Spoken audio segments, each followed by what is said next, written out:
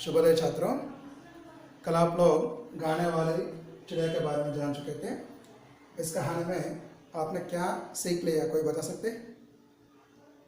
सही है, एक राजा था, वह सुंदर महल में रहता था।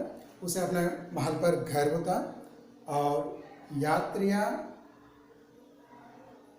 विश्व भर के, दुनिया भर के यात्री आकर महल को देखते थे और वे लोग अपने यात्रा वर्णन में महल की सुंदरता के बारे में लिखे थे और साथ साथ गाने वाली चिड़िया के बारे में भी लिखे थे। राजा ने जब यात्रा वर्णन पढ़े थे उस समय उसे चिड़िया के बारे में जानकारी मिली, तो उसने सेवकों को बुलाकर कहा कि तुम लोगों ने इस गाने वाली चिड़िया के बारे में नहीं बताया अब तक, और उसने कहा कि अब तुम जंगल जाकर उस चिड़िया को ढूंढकर उसे पकड़कर यहाँ लाइए, मैं उसका गाना सुनना चाहता हूँ। तो सेवकों ने क्या किया, जंगल जाकर इधर उधर घूमते हुए चिड़िया को ढूंढ रहे थे। तब उन्हें एक लड़की मिली। वो लड़की जो है गाने वाले चिड़िया को देखी थी, है ना। सो वे लोग जाकर लड़की से पूछा गाने वाली चिड़िया के बारे में। तो लड़की ने कहा, उसका नाम सुनते ही, हाँ मैं जानती हूँ, वो मधुर स्वर में गाती है।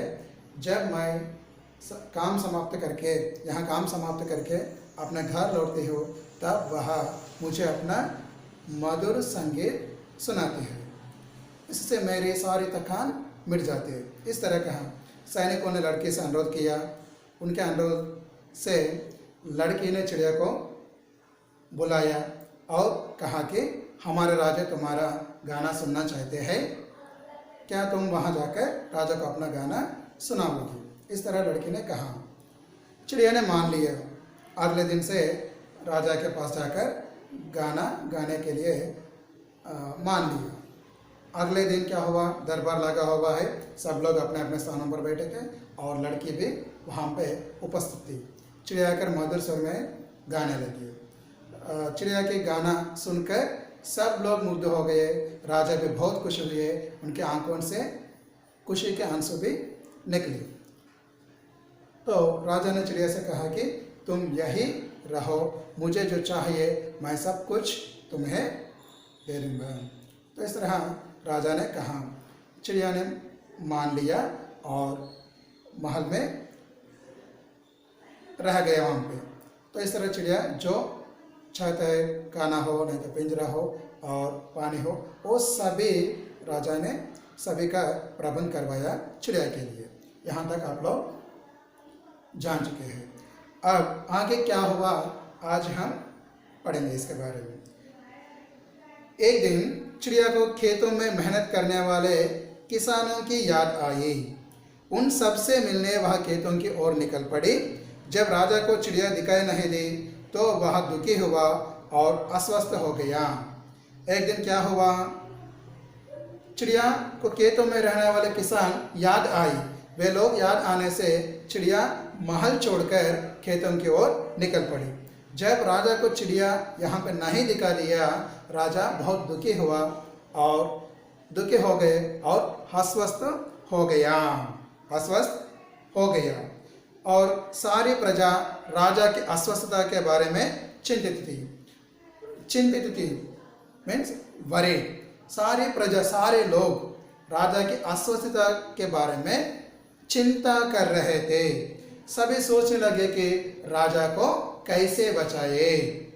वो लोग जो है, राज्य में रहने वाले लोग राजा की अस्वस्थता के बारे में सोच रहे थे और राजा को कैसे बचा सकते हैं उसके बारे में भी सोच रहे थे। एक दिन राजा ने कमजोर आवाज में कहा, संगीत संगीत, चिड़िया का गाना सुनवाओ। सभी दरबारी सोचने लगे कि चिड़िया को कैसे बुलाए। तभी उन्हें मधुर संगीत सुनाई दिया। वे सब आवाज की ओर देखने लगे। चिड़िया अपने मधुर आवाज में गा रही थी। यह देखते ही सबकी जान में जान आ गई। एक दिन क्या हुआ, राजा ने कमजोर स्वर में कहा। कमजोर स्वर, कमजोर मीन्स बलहीन, है ना, वीक वॉइस। कमजोर स्वर में राजा ने कहा कि संगीत संगीत। मुझे चिड़िया का गाना सुनवाओ। इस तरह राजा ने कहा। सभी दरबारी सोचने लगे कि चिड़िया को कैसे बुलाए वहां से। दरबारी और कोटियर सभी दरबारी क्या सोचने लगे, चिड़िया को जंगल से फिर वापस कैसे ला सकते हैं। तो वह क्या हुआ, तभी उन्हें मधुर संगीत सुनाई दिया। ये सब लोग, दरबार में रहने वाले सब लोग जब सोच रहे थे, तभी क्या हुआ, उन्हें मधुर संगीत सुनाई दिया। मधुर संगीत सुनाई दिया। और उसने क्या किया, उन्होंने जिस ओर से संगीत सुनाई दे रहा है उस ओर देख रहे थे, है नहीं, सब लोग उस ओर देखे थे। तो क्या दिखाई दिया वहां पे, चिड़िया अपनी मधुर आवाज में गा रही थी। चिड़िया अपने मधुर आवाज में गा रही थी। चिड़िया अपने मधुर आवाज में गा रही थी। इसका अर्थ क्या है, चिड़िया फिर वापस आकर मधुर स्वर में गा रही थी। यह देखते ही सबकी जान में जान आ गई। यह देखते ही सबकी जान में जान आ गई। चिड़िया को देखकर सबकी जान में जान आ गई, क्योंकि राजा चिड़िया के संगीत सुनना चाहता है और चिड़िया अब तो महल में नहीं है। और वे लोग सोच रहे थे चिड़िया को, महल को फिर कैसे ला सकते हैं, इसके बारे में सोच रहे थे। समझ में आ रहे। सो चिड़िया दिखाई देने से और चिड़िया का मधुर संगीत सुनाई देने से सब लोगों के जान में जान आ गई। जान में जान आना, इसका अर्थ है चित्त स्थिर होना, मन स्थिर होना और आराम लेना, है नहीं। सब लोग स्थिर से रहे थे। किसानों के द्वारा चिड़िया ने राजा की अस्वस्थता के बारे में सुन लिया था। तुरंत वह राजा को अपना संगीत सुनाने आ पहुंची।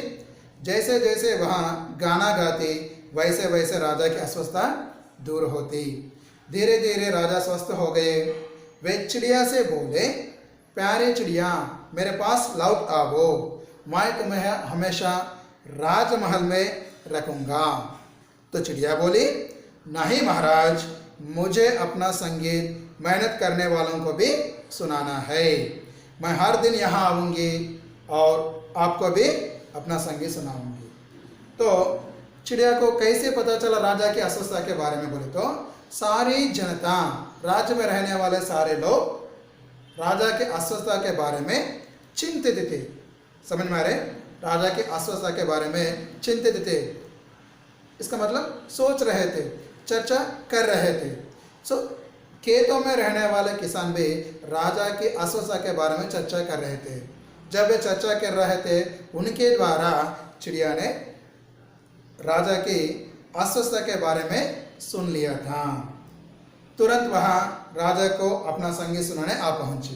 तुरंत सुनने के बाद, राजा की अस्वस्थता के सुनने के बाद चिड़िया तुरंत राजा को संगीत सुनाने कहाँ ये महल को आ गई। जैसे जैसे वह गाना गाती, वैसे वैसे राजा की अस्वस्थता दूर होती।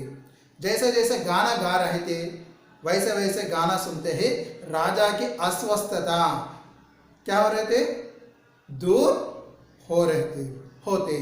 धीरे धीरे राजा स्वस्थ हो गए। चिड़िया के गाना सुनने से धीरे धीरे राजा फिर स्वस्थ हो गए। वे चिड़िया से बोले। स्वस्थ होने के बाद चिड़िया से राजा ने कहा कि प्यारी चिड़िया, मेरे पास लौट आओ। प्यारी चिड़िया, मेरे पास लौट आओ, वापस आ जाओ। मैं तुम्हें हमेशा राजमहल में रखूंगा। फिर वहाँ से वापस आ जाओ, मैं हमेशा तुम्हें राजमहल में यहीं रखूंगा। तो इस तरह किसने कहा, राजा ने कहा।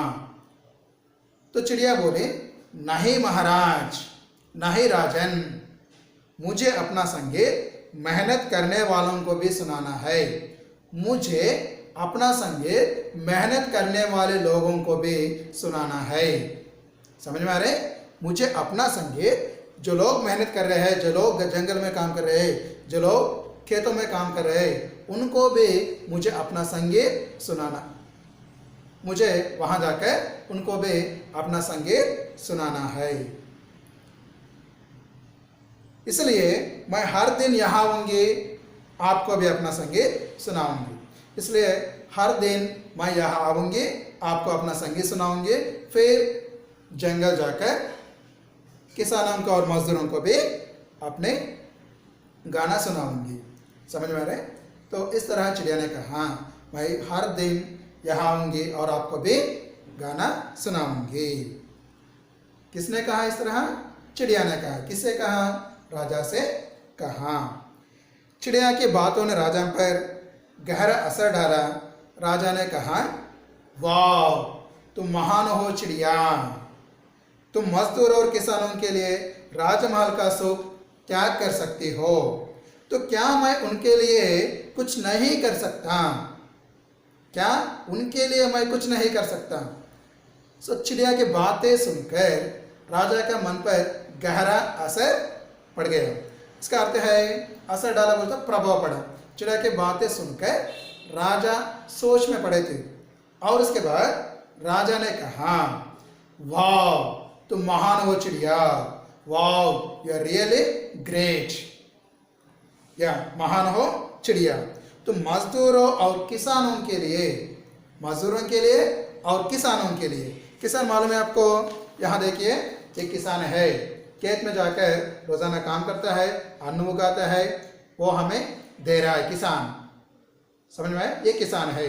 तो तुम किसानों के लिए और मजदूरों के लिए इस राजमहल का सुख त्याग कर सकती हो।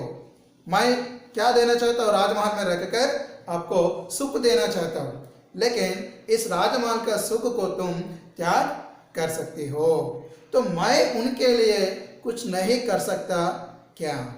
क्या मैं उनके लिए कुछ नहीं कर सकता? तो इस तरह राजा ने चिड़िया से कहा। तो चिड़िया बोली, चिड़िया ने कहा, क्यों नहीं महाराज, क्यों नहीं महाराज, क्यों नहीं राजन, मजदूरों और किसानों के बारे में सोचना और उनकी सहायता करना हमारा कर्तव्य है। हमारा कर्तव्य क्या है? मजदूरों के बारे में सोचना और किसानों के बारे में सोचना और उनकी सहायता करना हमारा कर्तव्य है, क्योंकि वे हमारे अन्नदाता और सुखदाता है। वे हमारे लिए अन्न दे रहे हैं, है ना? किसान क्या करते हैं? अन्न उगाते हैं, फल तरकारी ऐसा भी उगाते हैं, है नहीं? तो किसानों के द्वारा हमें अन्न मिल रहा है खाने के लिए। तो किसान हमारे लिए अन्नदाता है नहीं? वो अन्न खाकर हम सुख से अपना जीवन यापन कर रहे हैं। तो इसके वास्ते किसान हमारे अन्नदाता है और सुखदाता भी है। तो इसलिए हमें क्या करना है? क्या करना है? उनके बारे में सोचना और उनकी सहायता करना हमारा कर्तव्य है नहीं? सो उसके वास्ते हम कह सकते हैं किसान जो है हमारे देश की रीढ़ की हड्डी है, रीढ़ की हड्डी है, बैकबोन ऑफ द कंट्री, है नहीं? सही है। तो किसान और मजदूरों की सहायता करना और उनके बारे में सोचना हमारा कर्तव्य है। ज़रूर हमें उनके बारे में सोचना है। यहाँ शिक्षा इस कहानी पाठ से हमें मिलती है। कौन सी शिक्षा मिलती है? किसान और मजदूर हमारे अन्नदाता और सुखदाता है। सो उनके बारे में सोचना और उनकी सहायता करना हमारा कर्तव्य है। ये जो है इस पाठ की शिक्षा है। समझ में आ रहे? एक बार पाठ पढ़िए। अब हम इसमें जो शब्दार्थ है उसकी जानकारी करेंगे। शब्दार्थ लिख लीजिए।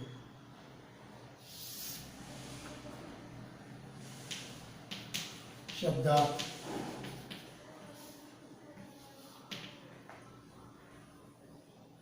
मेहनत,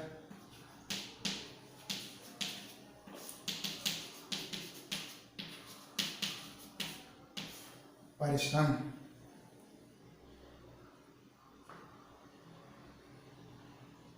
प्रजा, लोग, प्रजा करते हैं लोग,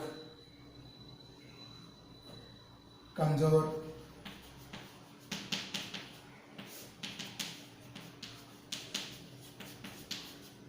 बलहीन, कमजोर का अर्थ है बलहीन, और मधुर मीठा, आवाज, स्वर या ध्वनि, आवाज, इसका अर्थ है स्वर यानी ध्वनि, ध्वनि।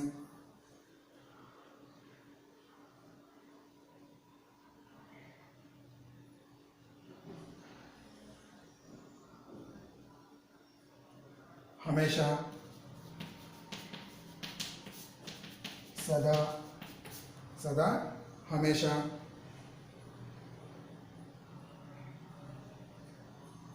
असर, इसका अर्थ है प्रभाव, प्रभाव।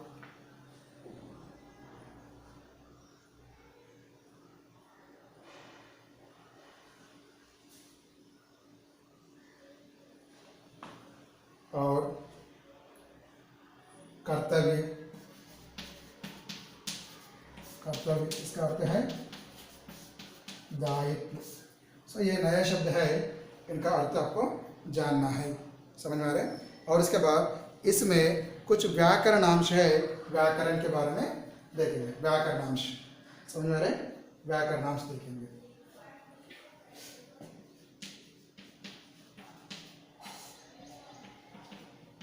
व्याकरण, पहले इसमें कुछ क्या है, वचन है, वचन, एक वचन, बहुवचन है, एक वचन और बहुवचन। एक वचन से हम बहुवचन में बना सकते हैं। एक वचन देखिए, चिड़िया, चिड़िया, चिड़िया एक वचन है। जब इसे वचन बदलते हैं बहुवचन में, चिड़िया, चिड़िया, चंद्रबिंदु लगाना है, ये चंद्रबिंदु है। इस तरह के शब्दों को चंद्रबिंदु लगाने से बहुवचन बना सकते हैं। और यात्री, यात्री, यात्रियां, जब ई से अंत होते हैं, ये उच्चारण से अंत होने वाले शब्दों को बहुवचन में बदलते समय इया में बदलना, इया में बदलना, समझ में आ रहे। ई से अंत होने वाले शब्दों को जब वचन बदलते हैं, इया में बदलना, या के ऊपर चंद्रबिंदु लगाना। और लड़की, लड़की, लड़कियां, लड़कियां, इसी तरह के यात्री, यात्रियां, जिस तरह है लड़की, लड़कियां। और उसके बाद लिंग देखिए, लिंग बदलना, लिंग, इसमें हिंदी में दो तरह के लिंग है। एक जो है, एक पुंलिंग है और दूसरा स्त्रीलिंग है। पुंलिंग से स्त्रीलिंग बदलना, पुंलिंग, स्त्री लिंग।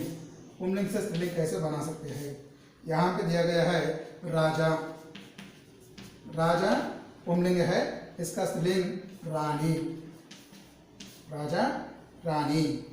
और लड़का, लड़की, लड़की दिया गया है, लड़की स्त्रीलिंग है, इसका पुंलिंग लड़का है। और सेवक, सेवक, सेविका, सेवक, इसका स्त्रीलिंग सेविका है, सेवक, सेविका। समझ में आ रहा है बच्चों, ये लिंग है, पुंलिंग और स्त्रीलिंग है। और इसके बाद विलोम शब्द भी है, विलोम शब्द भी है। विलोम शब्द बोले तो उल्टे अर्थ वाले शब्द है। विलोम शब्द का अर्थ क्या है, उल्टे अर्थ वाले शब्द है। उल्टे अर्थ, ऑपोजिट मीनिंग, विलोम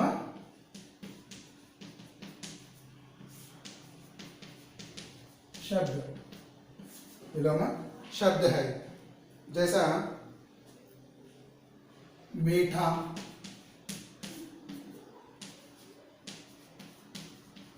कड़वा, मीठा, कड़वा। पास,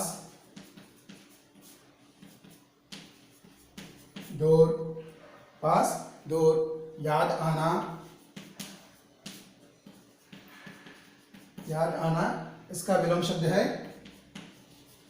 भूल जाना, याद आना भूल जाना। और अस्वस्थ, अस्वस्थ इसका विलोम शब्द है स्वस्थ, अस्वस्थ स्वस्थ, अस्वस्थ स्वस्थ है। दुखी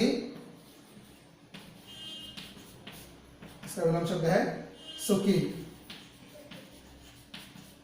दुखी सुखी है, दुखी सुखी। और कमजोर,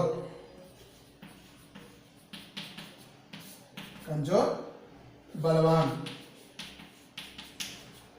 कमजोर बलवान, कमजोर बलवान है। और छोटी इसका विलोम शब्द बड़ी है, छोटी बड़ी है। और इसमें कुछ पुनरुक्ति शब्द भी है, कुछ पुनरुक्ति शब्द भी है। पहले पुनरुक्ति शब्दों के जानकारी होना है आपको। क्या पुनरुक्ति शब्दों के बारे में मालूम है? आप जानते हैं क्या पुनरुक्ति शब्द? पुनरुक्ति शब्द बोले तो एक ही शब्द 2 बार या 3 बार साथ साथ आए तो उसे पुनरुक्ति शब्द कहते हैं। पुनरुक्ति शब्द, पुनः प्लस उक्ति, इसका अर्थ है रिपीटेड वर्ड। पुनरुक्ति शब्द समझ में आ रहे? पुनरुक्ति बोले तो पुनः प्लस उक्ति, पुनः इसका अर्थ है अगेन। सो जिस तरह यहां देखिए जैसे, इसके साथ में फिर जैसे लिखने से जैसे जैसे, एक ही शब्द है सेम, है ना? जैसे जैसे, उसी तरह वैसे वैसे। पाठ में जो पुनरुक्ति शब्द आए हैं यह है, समझ में आ रहा है? धीरे धीरे, धीरे धीरे, धीरे धीरे, ढूंढते ढूंढते, ढूंढते ढूंढते। और कोने कोने में, कोने कोने से, कोने कोने से आया, कोने कोने, कोने कोने। और मीठा मीठा, मीठा मीठा स्वर में गाने लगे, मीठा मीठा, मीठा मीठा। ये जो है पुनरुक्ति शब्द है। एक ही शब्द को 2 बार लिखे तो वही साथ साथ में, साथ साथ में एक ही साथ 2 बार लिखे तो वो पुनरुक्ति शब्द कहलाता है। और इसके बाद इसमें कुछ मुहावरे शब्द भी है, मुहावरे शब्द। अब मुहावरों के बारे में देखेंगे। मुहावरे क्या है इसमें? पहले मुहावरे बोले तो क्या है? मैं आपको इसके पहले बता चुका हूं कि मुहावरा बोले तो एक विशेष अर्थ को प्रकट करते हैं, विशेष अर्थ को प्रकट करने वाला शब्द। जब हम बात करते हैं उस समय कुछ विशेष प्रकार के शब्दों का उपयोग करते हैं, वे जो है मुहावरे है, मुहावरे।